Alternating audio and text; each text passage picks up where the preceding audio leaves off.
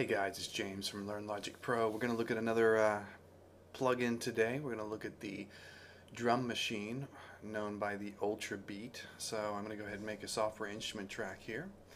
And we're going to insert the Ultrabeat. Now there's a couple different ways you can insert drums. Obviously you can come to the drums and percussion section and choose an Ultrabeat.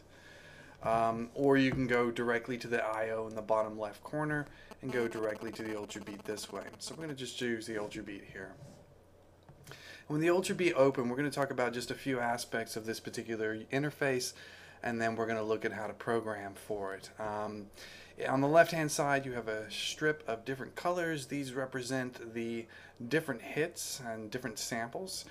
The blue, this represents the volume of that particular hit. When you select the kick, this synthesis system here is specific to just the kick. Note the power buttons on each one. This particular kit is only using this particular oscillator here, and it's powered on. The Rimshot, however, is using all three synthesis engines with an oscillator here, a noise here, and another oscillator here. You can load in your own samples here.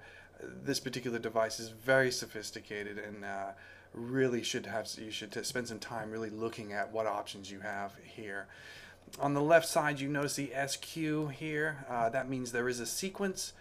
There's a built-in sequencer, which we'll talk about in just a moment, but there is a sequence on each one of those parts. You have a mute and a solo for each part, a pan left and right, and you can send these to multiple outputs in your mixing board or busing. We'll talk about that later in the mixing section.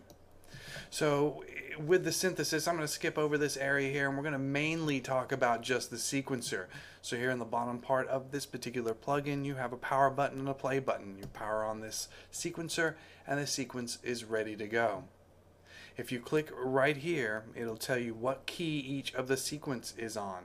Now note, we only have 9 sequences over a possible 24 sequences in this. If you went to 10, obviously this would be blank and there would not be a sequence in there.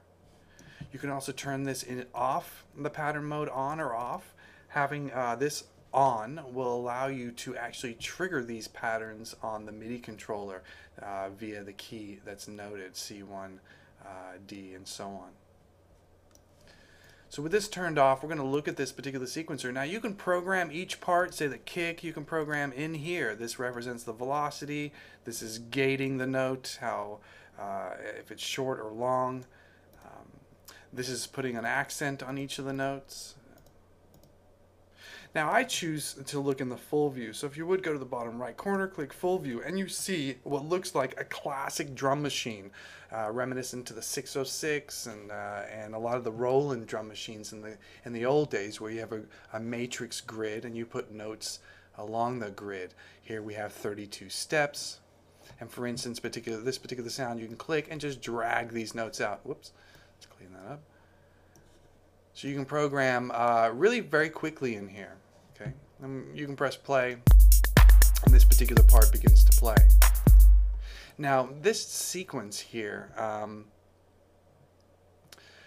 this particular sequence here can actually be programmed in here. You do not have to leave this sequencer, and it does match to the tempo in Logic. So as far as you're concerned, you can program 100% inside this environment. However, I personally choose to still use the sequencer engine in Logic, and this is where I really wanted to talk about this plugin, because it really makes very fast work of programming beats. First of all, you have a lot of pre-programmed stuff that's built into it that are very, very usable. So we're just going to use this particular one now, and once you've got a sequence that you like and you want to actually use it in this sequence engine, here in the bottom left corner where you see the word pattern, drag over here, and it says drag to arrange window. So we're going to turn the sequencer off first of all. We're going to select on here, and we're going to drag this right out into the arrange window. When we let go, that pattern that's programmed here is now inside the arrange window. At which point you can do a completely different pattern and drag that in as well.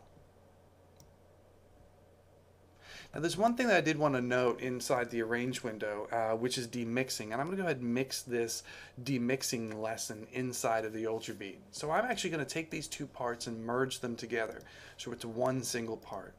And if you were to try to edit these, you would have to double click and find the specific note and edit it out by simply selecting and deleting it. However, that's not very cool. You know, what if you wanted to just have breaks and things to come in and out? You wanted to control these things a little bit better. There's an option inside of Logic for demixing. And if you click on the region and click the region option, you have a split and demix function. And what that essentially does is allow you to split or demix MIDI parts by the note that they've been played on. In this case, this note has been played on C1 and so on. So if it demixes by the note pitch, it'll separate each hit.